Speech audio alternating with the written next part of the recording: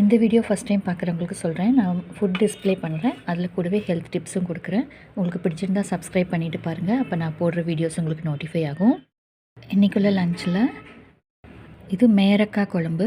இந்த மேரக்காய் பருப்பு போடாமல் சின்ன வெங்காயம் நிறையா, தக்காளி, மல்லி, சிவப்பு மிளகாய், தேங்காய் இதெல்லாமே வறுத்துட்டு கொஞ்சமாக எண்ணெய் விட்டு அரைச்சி செஞ்சது. இந்த மேரக்காயில் நிறைய நீர் சத்து இருக்குது, ஃபைபரும் நிறையா இருக்குது. இது டைஜஷனுக்கு ரொம்ப ஹெல்ப்ஃபுல்லாக இருக்கும். நம்ம பாடி டீஹைட்ரேட் ஆகாமல் பார்த்துக்குவோம். இது கூடவே தக்காளி ரசம். இதில் நம்ம மிளகு, சீரகம் எல்லாம் போட்டிருக்கிறதுனால இதுவும் ஜீரண சக்திக்கு உதவும். இது கூட கொஞ்சம் புலாவ், இதில் மக்காச்சோளம் போட்டு பண்ணியிருக்கு. இதில் கார்போஹைட்ரேட்ஸ், கொஞ்சம் ஃபேட், கொஞ்சம் ஃபைபர் இருக்குது. அப்புறம் சாதம், இதில் கார்போஹைட்ரேட் இருக்குது. நம்ம இந்த புலாவ், ஒயிட் ரைஸ் இதெல்லாம் சாப்பிட்றதுனால கொஞ்சம் கார்போஹைட்ரேட் கூடும்.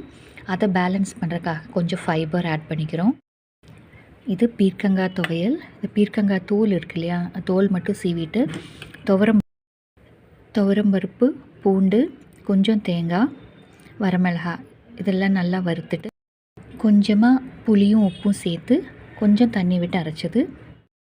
இதில் ஃபைபர் ரொம்ப ஜாஸ்தி இருக்குது. ஃபைபர் மட்டும் இல்லாமல் நிறைய vitamins, iron, potassium, antioxidants எல்லாம் நிறைஞ்சிருக்கு.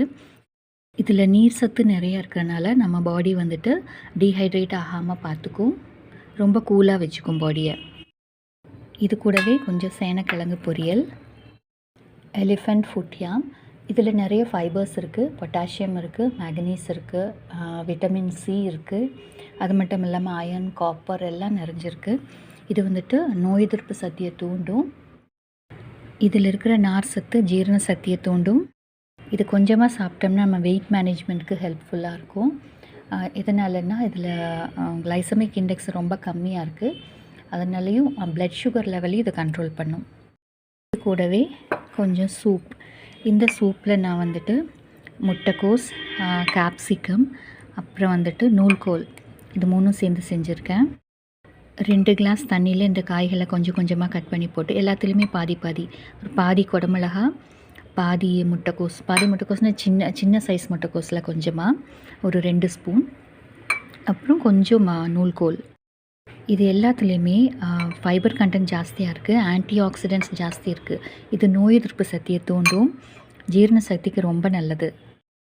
இதை தண்ணியில் நல்லா கொதிக்க வச்சுட்டு கொஞ்சம் உப்பு, சீரகம், அப்புறம் மிளகு இது மட்டும் போட்டிருக்கேன். கூடவே கொஞ்சமாக மஞ்சப்பொடி. இந்த சேனலில் ஃபுட்டோட டிஸ்ப்ளே மட்டும் இல்லாமல் ஹெல்த் டிப்ஸும் கூட தரேன். நீங்கள் நிறைய பேர் சப்ஸ்கிரைப் பண்ணாமல் பார்க்குறீங்க. சப்ஸ்கிரைப் பண்ணிவிட்டு பார்த்தீங்கன்னா நெக்ஸ்ட்டு போடுற வீடியோஸ் எல்லாம் உங்களுக்கு நோட்டிஃபை ஆகும்.